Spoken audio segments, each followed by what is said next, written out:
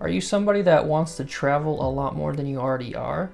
Or maybe you're just at the beginning stages of figuring out how to travel and be able to use your credit card points to do so? Or are you already a seasoned traveler but wanting to start using credit cards to be able to do so? If any of these are where you're at, this would be a great video for you to check out, because we're going to be talking about the best beginner travel credit card out there. So the card that we're going to be talking about today is the Chase Sapphire Preferred card.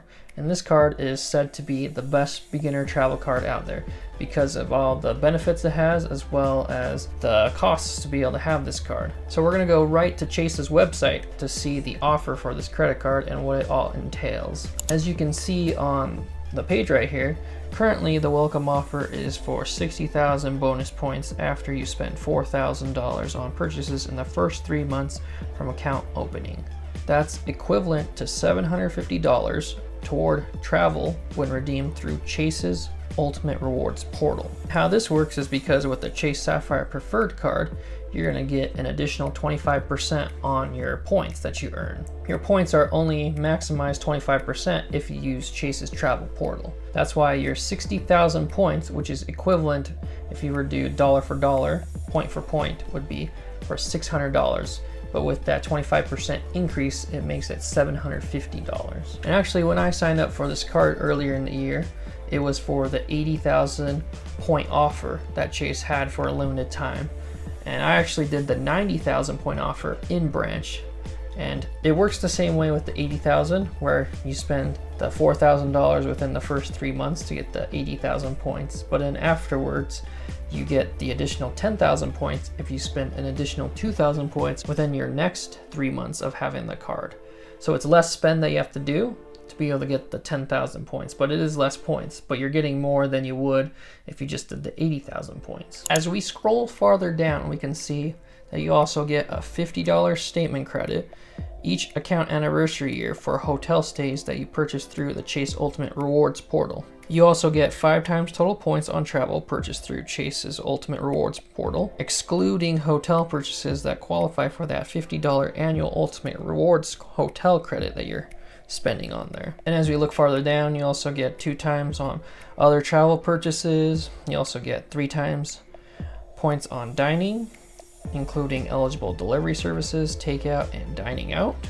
3 times the points on online grocery purchases, excluding purchases at Target, Walmart, and wholesale clubs. And then you also get 3 times the points on select streaming services. Though these are great categories to have, the online grocery store is kind of a killer to me because I like to purchase my groceries in store. I like to do my own shopping, make sure like the fruits aren't too bruised or anything like that, or nothing's banged up, boxes aren't open, you know. Sometimes it happens when someone else is doing the shopping for you. They're not necessarily looking at what's the best for you. I like to do my own shopping personally in store if I can for my groceries. And then you're gonna get 1 point per dollar spent on all other purchases. You're gonna get that additional value with your Ultimate Rewards to get an additional 25% more value when you redeem it for travel. Like we talked about, for example, your 60,000 points are worth $750 towards travel when you redeem it through Chase's Ultimate Reward portal. As well, each account anniversary, you'll earn bonus points equal to 10% of your total purchases made the previous year. That means if you spend $25,000 on purchases, you'll get 2,500 bonus points, which if you actually look at that, that's not very much that you're getting. You have to spend $25,000 to get 2,500 points. It's not very good because 2,500 points is equivalent to $25, and $25 is not 10% of $25,000 of spend. You're not even getting 1% back. If you're signing up for the card because of this bonus that you're like, oh, I'm gonna get 10% back on all my spend for the whole year, it's not. You're not going to get it for dollar.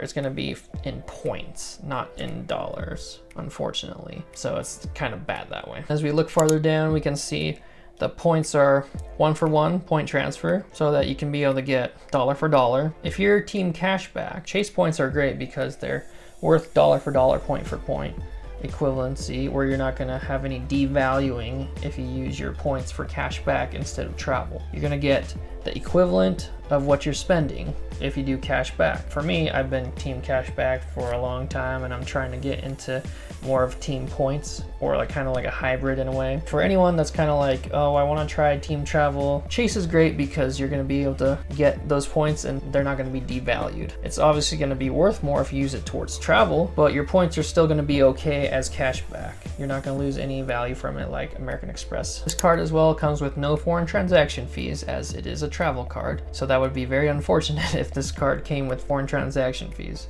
but luckily it does not. I forgot to mention earlier, but this card also comes with a $95 annual fee, which for some people like myself, I was scared and I didn't want to have a card that has an annual fee, you know, because for me, I don't want to have to pay something to be able to use a card. But $95 is on the lower end of what an annual fee costs. You could be paying something like $695, you know, for the American Express Platinum card, and that thing costs tons of money. As of right now, I'm not anywhere near getting that card, but maybe one day in the future I might get it so I can flex it or something one day and just say I have the card. The annual fee isn't actually that bad if you think about it. It just seems a lot because when we say you're paying an annual fee of this much, it seems way more than if you say, oh, I'm gonna pay this much per month, you know? Like for a lot of streaming subscriptions, we'll just say it'll cost like you $10 a month, you know? If someone told you, hey, you gotta pay $10 a month to have this, but you'll have all the benefits of having the program or the card, you'll probably be like, oh, $10 isn't that much per month. I can set aside $10 a month to do that. But if someone approached you and said, it's gonna cost you $120 a year to be able to have all these benefits and perks, you're gonna be like, oh, that's quite a bit actually. I don't know if I can do that. Usually when you see a bigger number, you're kind of thinking, oh, can I afford that, or is that too much? With credit cards, they don't want to necessarily say, oh, you got to pay a monthly thing. They want you to pay it all up front so that you know what you're getting with the card for the whole year, and that way they get their money as well. But if you actually split up the $95 to a monthly basis for 1 year, you're going to pay a little less than $8 a month.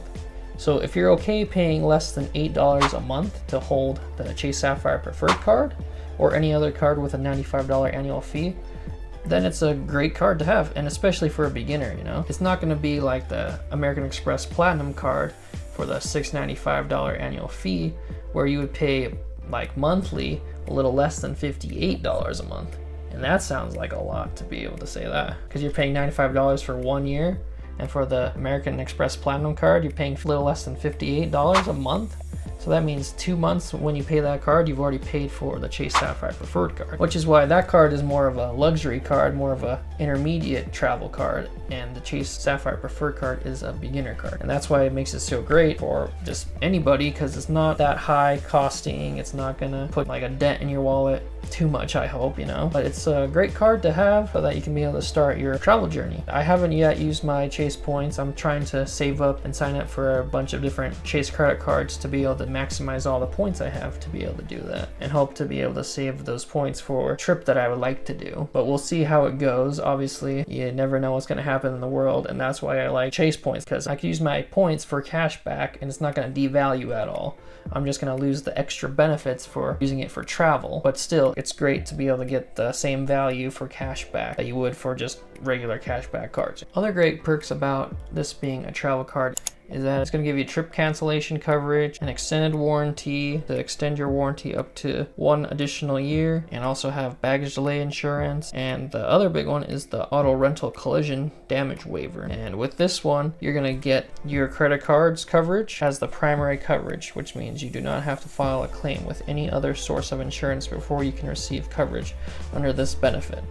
A lot of the times, credit card issuers have it as secondary, so you would have to use your car insurance to be able to cover for the rental insurance for a car that you're renting. But with Chase's travel credit cards, like the Preferred and the Reserve cards, you can actually get it for primary coverage, so you don't have to use your insurance coverage unless it's that bad of an accident. So it won't raise your rates or anything like that, but you can just use the credit card's insurance to be able to cover that, which makes it nice so that if something does happen, your rates aren't affected with your own personal car insurance. What's nice with Chase's online account that it lets you see how much spend you have left to be able to hit your welcome bonus offer.